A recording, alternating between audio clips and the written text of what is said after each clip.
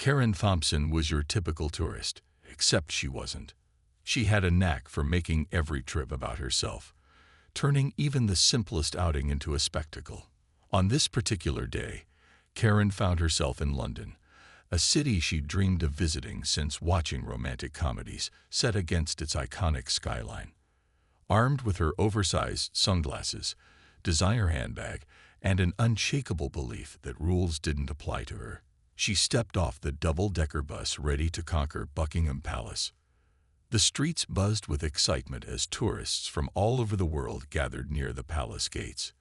Families snapped photos, couples held hands while admiring the grandeur, and children pointed excitedly at the red-uniformed royal guards standing tall like statues. Karen, however, wasn't impressed.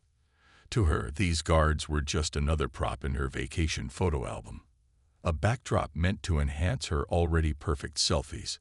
She adjusted her sunglasses, flipped her hair dramatically, and pulled out her trusty selfie stick. "This is going to be epic," she muttered under her breath, positioning herself perfectly so the palace would frame her face. But something was missing. The guards, they were supposed to add that extra flair to her pictures, but they weren't cooperating. No matter how many times Karen waved or struck poses, they stood frozen, their faces blank and unreadable. Frustration bubbled inside her. How dare they ignore her? Didn't they know who she was? Sure, Karen wasn't famous, but she definitely felt like she deserved special treatment. After all, she had thousands of followers on social media, and her posts always got plenty of likes. That counted for something, right? Ignoring the clear signs warning visitors to stay behind the barriers, Karen stepped closer to one of the guards. He was stationed near the gate, his polished boots gleaming in the sunlight. His bright red uniform made him look almost unreal, like a character straight out of a history book. Most people admired his discipline, marveling at how he remained completely still despite the noise around him. But Karen saw it differently. To her, his stoic demeanor came across as rude, almost mocking. "Hey, buddy," she called out, waving her phone inches from his face. "Can you smile for the camera? Just one little grin." Her voice carried over the murmurs of the crowd, drawing attention. Some tourists exchanged awkward glances, unsure whether to laugh or intervene. The guard didn't move, not even a twitch. This only fueled Karen's irritation. Undeterred, she leaned in even closer, practically shoving her phone into his line of sight. "Come on, don't be boring," she said, louder this time. A few nearby visitors started whispering among themselves, shaking their heads disapprovingly. One elderly woman gently tugged at Karen's sleeve, urging her to step back. "Please, miss, respect the rules," the woman said softly. But Karen brushed her off with a roll of her eyes. Her patience wearing thin, Karen crossed her arms and glared at the guard. What kind of person just stands there like a robot, ignoring everyone? She tapped her foot impatiently, then reached into her purse, pulling out a small canister of pepper spray. It was a habit she'd picked up years ago, during late-night walks in her neighborhood. Not that she ever thought she'd need it here. Still, holding it gave her a strange sense of power. "I'll show you what happens when you mess with me," Karen muttered under her breath, her lips curling into a smug grin. Little did she know, her next move would change everything, for the worse. Years later, Karen's infamous pepper spray incident became a distant memory for most people, but not for her. The event continued to shape every aspect of her life, serving as a constant reminder of how quickly arrogance could spiral into chaos. What started as a moment of recklessness had transformed Karen in ways she never imagined. She wasn't the same person who had strutted through Buckingham Palace with blind confidence.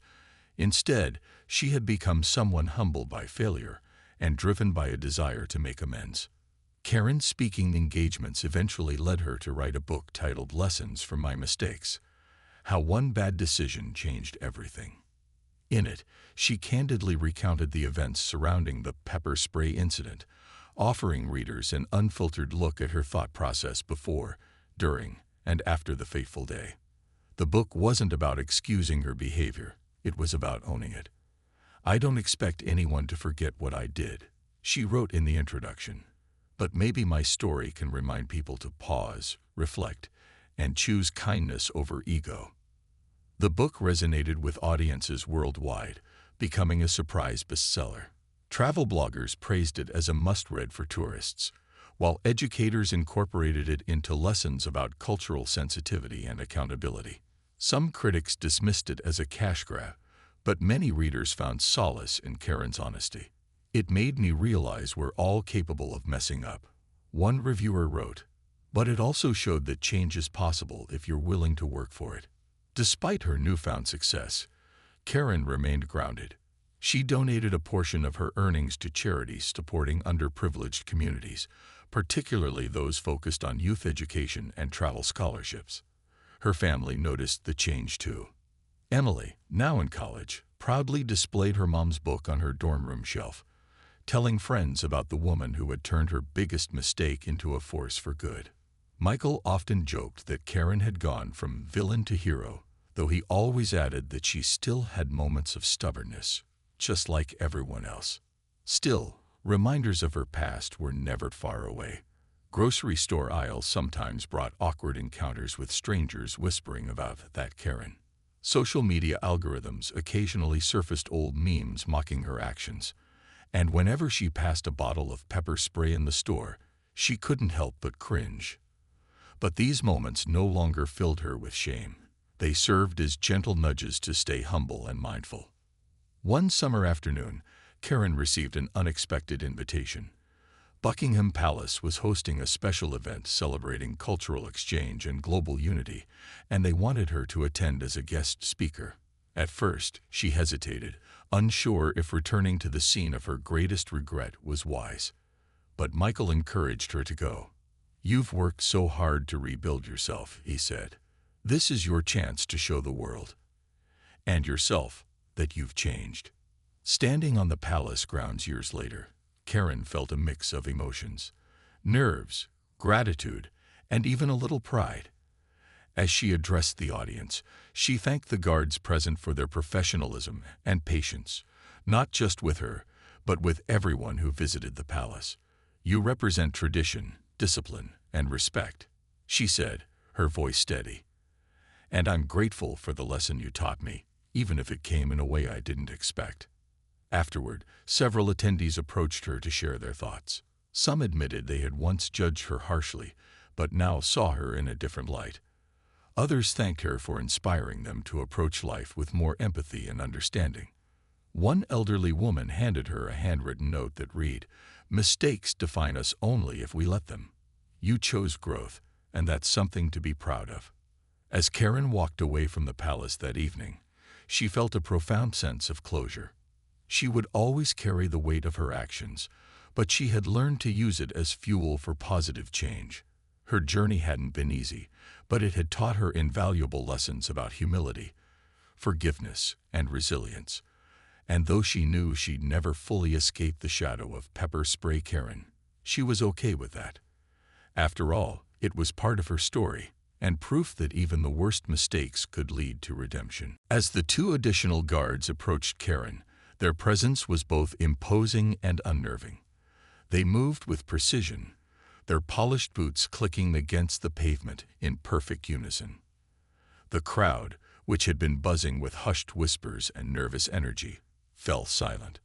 All eyes were on Karen now, her earlier bravado replaced by sheer panic. For the first time since she arrived at Buckingham Palace, Karen felt truly small. The guard she had pepper-sprayed remained eerily calm, his face betraying no emotion as he blinked slowly, adjusting to the sting in his eyes. His composure only made Karen feel worse. She wanted him to yell, to show some kind of reaction that matched the chaos she had caused. But instead, he simply stood there, a living statue once again, while his colleagues took charge of the situation. One of the approaching guards stepped forward, his voice firm, but measured. "Ma'am, you need to come with us," he said, extending a gloved hand toward her. Karen froze, her mind racing. Was this really happening? Had she just crossed a line that couldn't be uncrossed? Her grip tightened on the pepper spray canister, as if it could somehow protect her from what was coming next. But deep down, she knew there was no escaping the consequences of her actions. "Wait, I didn't mean to," Karen stammered, her voice trembling. She tried to explain herself, but the words caught in her throat. The more she spoke, the more flustered she became, until her sentences dissolved into incoherent fragments. The guards weren't interested in hearing excuses.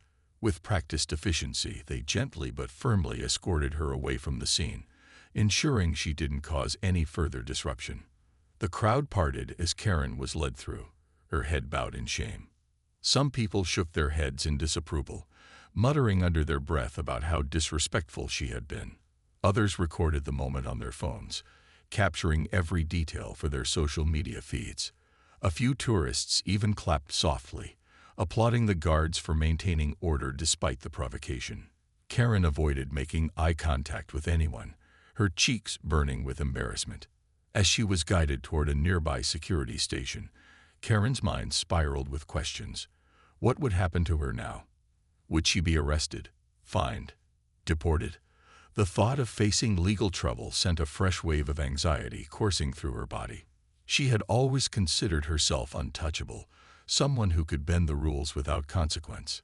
But here she was, being marched away like a criminal, her vacation turned into a nightmare. At the security station, things escalated quickly. Two officers greeted her with stern expressions, their demeanor leaving no room for argument. They asked her to empty her pockets and hand over her belongings, including the now infamous pepper spray. Karen complied reluctantly, her hands shaking as she placed the items on the counter. One officer began writing notes in a logbook, while another reviewed the footage captured by surveillance cameras around the palace grounds. "You do realize assaulting a member of the Queen's Guard is a serious offense, don't you?" one of the officers asked, his tone sharp but not unkind. Karen nodded weakly, tears welling up in her eyes. "I'm sorry," she whispered, her voice barely audible. "I didn't think it would go this far." The officer sighed, clearly unimpressed by her apology. "That's the problem, isn't it?" he replied. "You didn't think." While the officers processed her information, Karen sat on a hard plastic chair, her mind replaying the events of the past hour. How had everything gone so wrong, so fast? She thought back to the smug confidence she'd felt earlier, the thrill of breaking the rules just to prove a point. Now, sitting in a cold, sterile room surrounded by uniformed officers, she realized how foolish she had been. Her attempt to assert dominance had backfired spectacularly, leaving her humiliated and terrified of what might come next. Outside, the crowd had begun to disperse, though snippets of conversation lingered in the air. "Can you believe that just happened?" one woman asked her companion. "Absolutely unbelievable," came the reply. Meanwhile, photos and videos of Karen's encounter with the guard were already spreading online, tagged with hashtags like #PepperSprayKaren and #RoyalMistake. By the time Karen left the security station, if she ever did, the world would know exactly what she had done, and there would be no hiding from the fallout. Months passed, and Karen's life began to settle into a fragile new normal.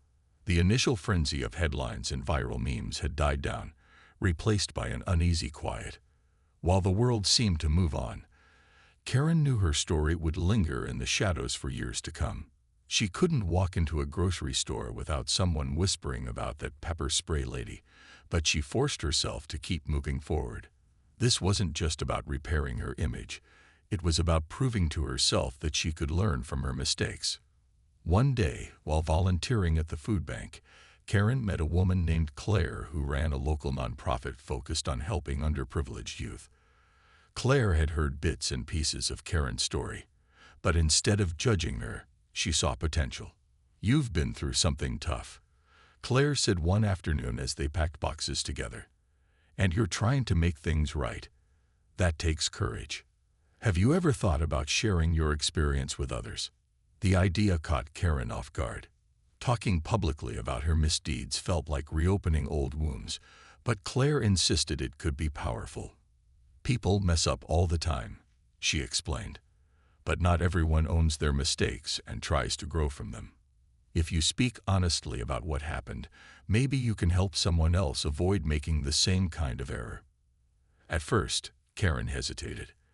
The thought of standing in front of strangers and reliving her lowest moment terrified her. But after weeks of reflection and gentle encouragement from Michael, she decided to give it a try. Her first speaking engagement was at a small community center, where a group of high school students gathered to hear her talk about accountability and cultural awareness. Nervously clutching her notes, Karen stood before the audience and took a deep breath. "I'm here today because I made a really bad decision," she began, her voice shaky but sincere. "I let my ego get the best of me, and I disrespected people, places, and traditions that deserve nothing but honor. What I did wasn't just wrong. It was embarrassing, hurtful, and completely avoidable." As she spoke, Karen recounted the events leading up to the incident at Buckingham Palace, sparing no detail. She described the adrenaline rush of breaking the rules, the panic of being arrested, and the crushing weight of realizing how much damage she had caused. To her surprise, the students listened intently, their expressions shifting from skepticism to empathy as she opened up. When she finished, several hands shot up with questions. One student asked how she dealt with online bullying, while another wanted advice on handling guilt. Karen answered honestly, admitting that forgiveness, both from others and herself, was a daily struggle. By the end of the session, several teens approached her to thank her for her honesty. It was a small victory, but it gave Karen hope. Word of her talk spread quickly, and soon she was invited to speak at schools, libraries, and even corporate workshops. Each presentation became easier as she grew more comfortable sharing her story. Over time, Karen developed a simple yet impactful message. Think before you act. Respect cultures that aren't your own.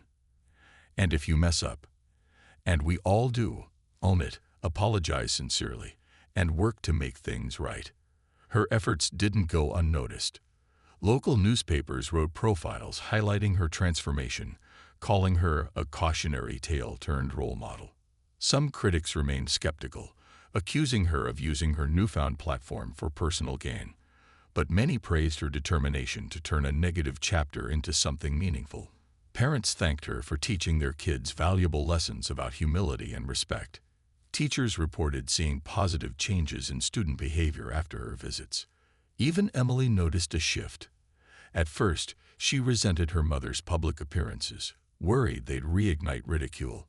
But as Karen's speeches gained traction, Emily began to see them differently. Watching her mom pour her heart into helping others inspired her to forgive. To some extent, the person she had once blamed for so much pain. "You're actually doing good now," Emily admitted one evening over dinner.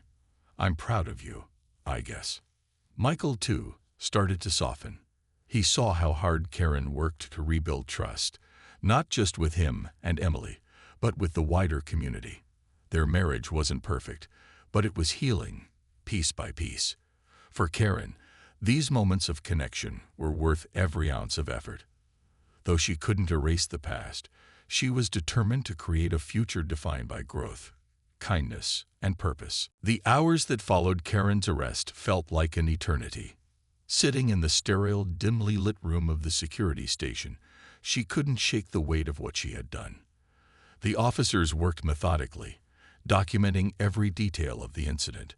Her passport was confiscated, her belongings cataloged, and her fingerprints taken. Each step of the process felt more surreal than the last. Karen had always thought of herself as someone who lived life on her own terms, but now she was completely powerless, at the mercy of a system she barely understood. As the officers questioned her, Karen struggled to explain herself. "I wasn't trying to hurt anyone," she insisted, her voice cracking under the strain of emotion. "I just wanted him to react, to show some kind of emotion. I didn't think it would turn into this." Her words sounded hollow even to her own ears. The officers exchanged knowing glances, clearly unimpressed by her attempt to justify her actions. One of them leaned forward slightly, his expression neutral but firm. "Do you have any idea how serious this is?" he asked. "You assaulted a member of the Queen's Guard. That's not something we take lightly." Karen nodded, tears streaming down her face. She knew she had messed up, big time, but the full scope of the consequences was only beginning to sink in. The officer explained that her case would be handed over to local authorities, and depending on the severity of the charges, she could face fines, community service, or even jail time. Worse still, her actions might lead to diplomatic complications between the United States and the United Kingdom. Hearing those words made Karen's stomach churn. She hadn't meant to cause an international incident. She had just been acting impulsively, without thinking things through. Now her reckless behavior was spiraling out of control. By the time the officers finished processing her, news of the incident had already spread like wildfire. Social media platforms were ablaze with videos and photos of Karen's confrontation with the guard. Hashtags like #PepperSprayKaren and #RoyalGuardFail trended globally, turning her into an overnight internet sensation. For all the wrong reasons, memes mocking her appeared within minutes, accompanied by snarky captions and exaggerated edits. Comment sections filled with outrage, ridicule, and disbelief. Some people defended her, saying everyone makes mistakes, but their voices were drowned out by the overwhelming tide of criticism. Back home in the United States, Karen's family woke up to a barrage of notifications. Her husband, Michael, immediately recognized his wife in the viral videos. At first, he thought it was some sort of prank, a poorly edited joke designed to look real. But as he scrolled through article after article detailing the incident, reality hit him like a ton of bricks. His phone buzzed incessantly with calls and messages from friends, colleagues, and even distant acquaintances. Everyone wanted to know if the woman in the videos was really Karen. Michael tried to stay calm, telling himself there had to be a reasonable explanation for what happened. He called Karen's phone repeatedly, but it went straight to voicemail. Desperate for answers, he turned to the internet, where he found countless clips of the altercation. Watching them broke his heart. The confident, carefree woman he married seemed unrecognizable in the footage. In her place was someone brash, entitled, and completely out of control. As much as he wanted to believe Karen hadn't meant harm, the evidence painted a damning picture. Meanwhile, Karen's teenage daughter, Emily, faced a storm of her own. At school, classmates bombarded her with questions about her mother's antics. Some kids laughed openly, while others whispered behind her back. Teachers did their best to shield Emily from the attention, but there was no escaping the humiliation. By lunchtime, Emily had buried her face in her arms, too embarrassed to eat or talk to anyone. When she finally got home, she locked herself in her room, refusing to come out. Michael knocked gently on her door, trying to offer comfort, but Emily simply told him she never wanted to go to school again. For Karen, the realization of what she had unleashed began to dawn as she sat alone in the holding cell. The walls seemed to close in around her, each tick of the clock echoing louder than the last. She thought about her family, how they must feel seeing her name dragged through the mud. She thought about the strangers whose vacation she had ruined, the guards whose dignity she had disrespected, and the millions of people now laughing at her expense. For the first time in her life, Karen felt truly remorseful, not just for getting caught, but for losing sight of who she was supposed to be. Karen gripped the small canister of pepper spray tightly in her hand, her mind racing with thoughts of how she could teach this guard a lesson. She wasn't thinking about consequences or the fact that hundreds of people were watching. All she cared about was proving a point, showing everyone that no one, not even a royal guard, could ignore Karen Thompson. She took a step closer to the guard, her heels clicking against the pavement. The crowd around her began to murmur nervously, sensing that something was about to go wrong. A few people tried to warn her, their voices timid but urgent. "Miss, please don't do anything rash," one man said, his tone laced with concern. Another woman chimed in, "Ma'am, you really shouldn't provoke him. They're trained professionals." But Karen didn't listen. To her, these onlookers were just trying to ruin her fun. She shot them a glare, silently daring anyone to stop her. With a smirk, she waved the pepper spray in front of the guard's face, as if testing whether he'd react. Still, he remained motionless, his expression unreadable behind his tall black hat. His unwavering composure only fueled her frustration further. "You think you're so special, huh?" Karen sneered, her voice dripping with sarcasm. "Standing there like some kind of statue, acting like you're better than everyone else." She jabbed her finger toward his chest, poking him lightly at first, then harder when he still didn't respond. Each tap echoed faintly in the tense silence that had fallen over the area. Tourists who had been happily snapping photos moments ago now stood frozen, their cameras lowered as they watched the scene unfold in disbelief. Karen's bravado grew with every second. "Come on, tough guy," she shouted, her voice rising above the quiet hum of the crowd. "Say something. Move. Do anything."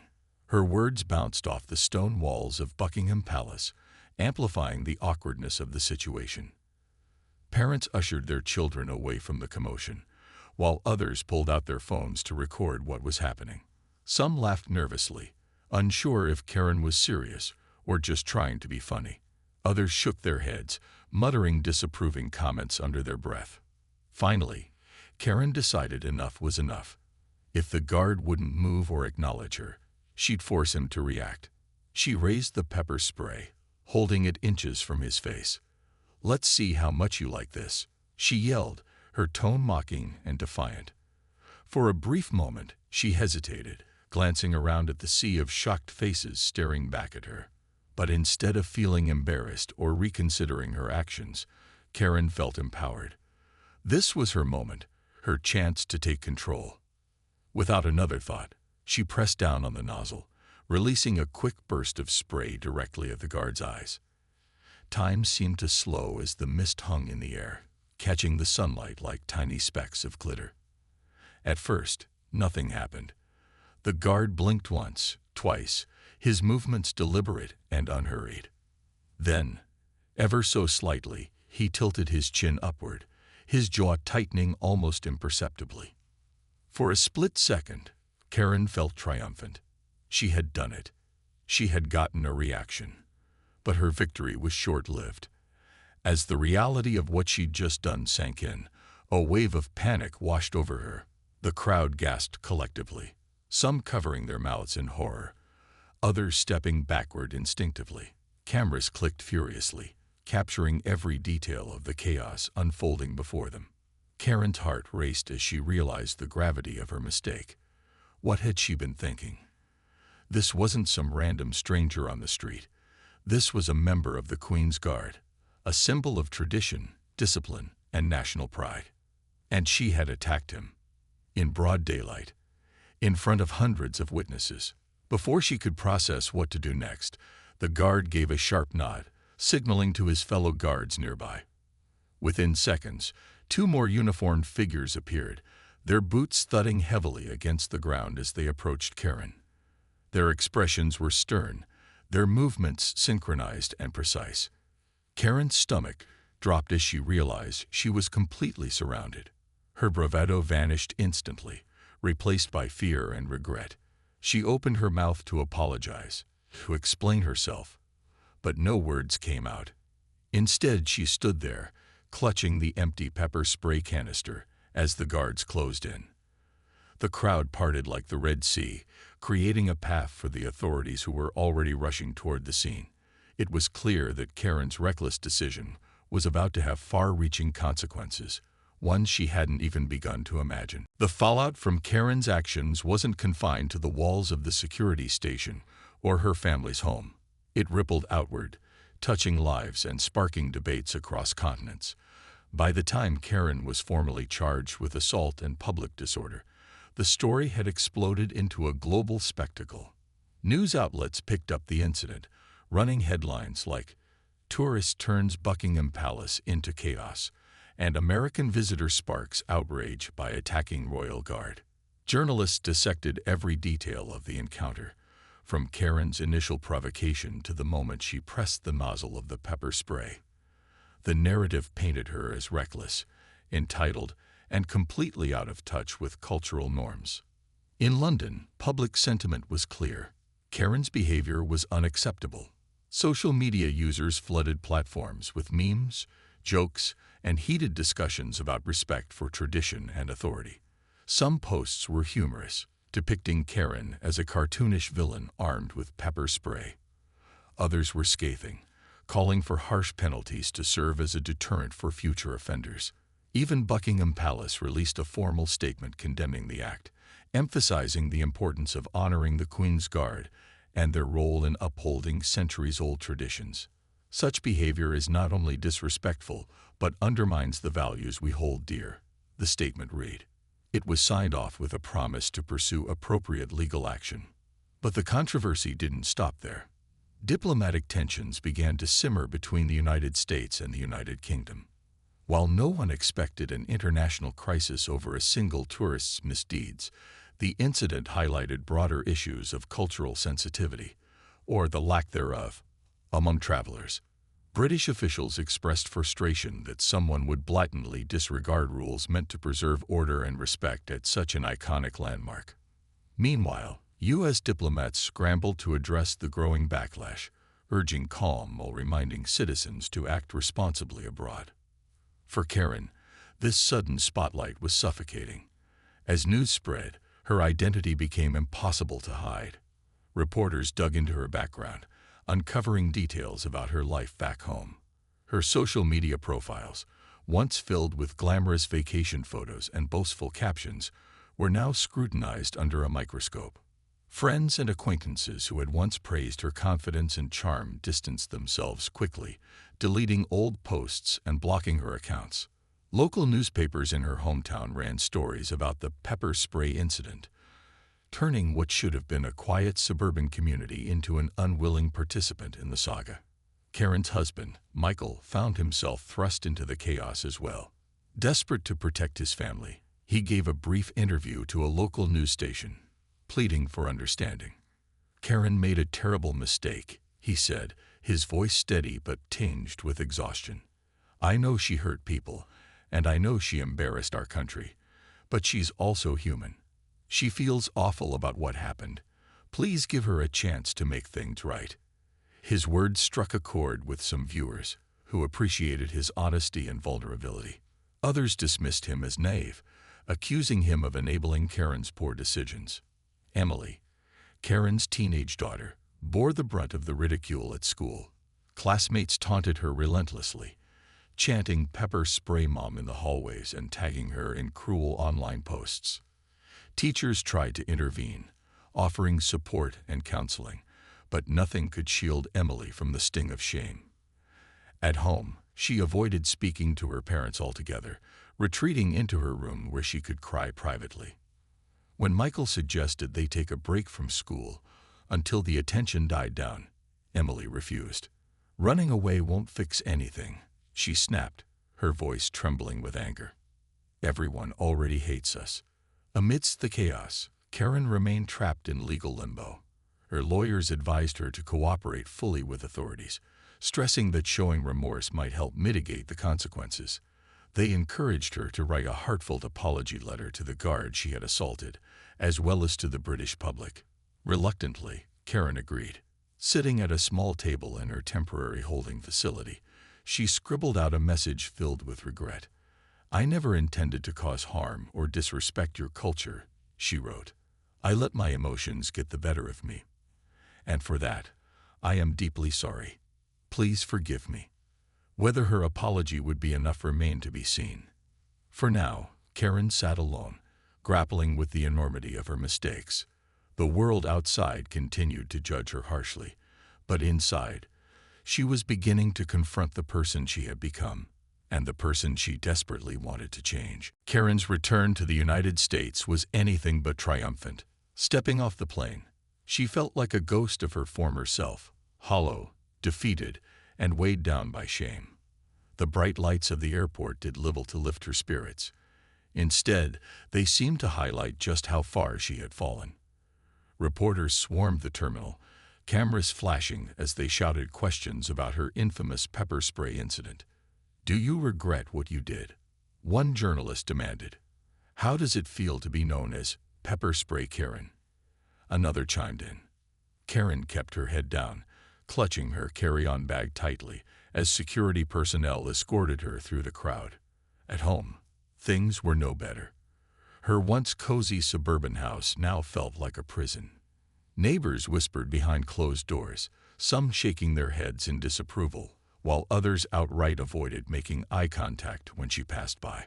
Friends who had once eagerly invited her to barbecues and book clubs stopped calling altogether. Even the local coffee shop barista seemed to hesitate before taking her order, unsure whether serving her might invite unwanted attention. Karen had never felt so isolated. Her family bore the brunt of the fallout too.